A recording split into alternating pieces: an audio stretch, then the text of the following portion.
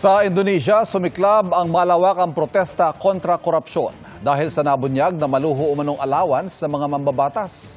Subidhi ang tensyon ng isang motorcycle taxi driver ang nakaladkad ng armored police vehicle. Nakatutok si Jonathan Andal. Nabangga at nakaladkad ng armored police vehicle ang isang motorcycle taxi driver sa Jakarta, Indonesia. Sa gitna ito ng pag-disperse ng pulisya sa protesta ng daang-daang Indonesian noong Huwebes ng gabi. Ang 21 anyos na driver dinala sa ospital pero nasawi kinalaunan. Lubos ang pagdadalamhati ng kanyang pamilya. Kinundina ng ilang motorcycle taxi driver ang nangyari.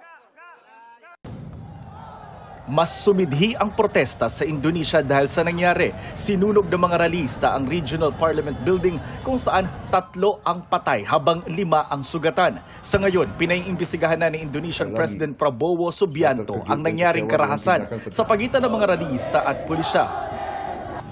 Nagsimula nitong Lunes ang kaliwat ng protesta kontra korupsyon. Partikular nilang kinundina ang ulat na nakatanggap ang kanilang mga mambabatas ng monthly housing allowance mula pa noong Setyembre 2024. Nakatumbas ng 10 beses ng minimum wage sa Jakarta. Inilarawan ito ng mga ralista na excessive perks dahil bukod pa raw ito sa regular na sahod na nakukuha ng mga mambabatas. Ang ating embahada sa Indonesia, pinag-iingat ang mga Pinoy sa Jakarta at nakamonitor sa sitwasyon doon.